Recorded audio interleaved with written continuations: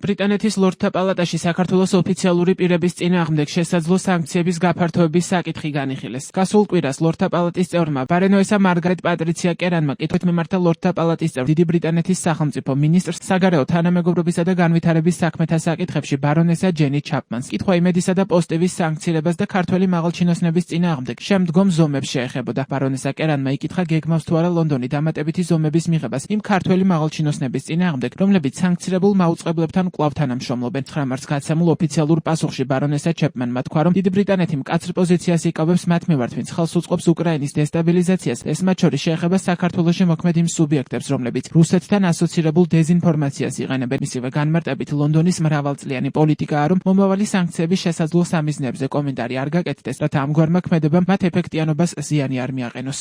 ბრიტანეთის საგარეო საქმეთა თანამეგობრობისა და განვითარების ოფისმა სანქციების სია უკრაინაში რუსეთის სრულმასშტაბიანი შეჭრის 4 წლის თავზე 24 თებერვალს განაახლა და მას 300-მდე სუბიექტი დაამატა. მათგან კატეგორიაში სახელწოდებით რუსული დეზინფორმაციის გავრცელებაში ჩართულები მხოლოდ იმედი და პოსტივი მოხვდნენ. სანქციების თანახმად ორივე ტელევიზიას შეეხება როგორც აქტივების გაყინვა, ისე სატრასტო, ანუ ნდობით აღჭურვილი მომსახურების და დირექტორის პოზიციის დაკავების აკრძალვა. ეს გულისხმობს მკაცრ ფინანსურ შეზღუდვებს, რომლებიც ბრიტანული ეკონომიკური და ბიზნეს სივრციდან დასანქცირებული პირის ან კომპანიის სრულ იზოლაციას ისახავს მიზნად. სანქციები ვრცელდება იმ ოფშორებზე, რომლებიც ბრიტანეთის იურისდიქციის ქვეშ არიან.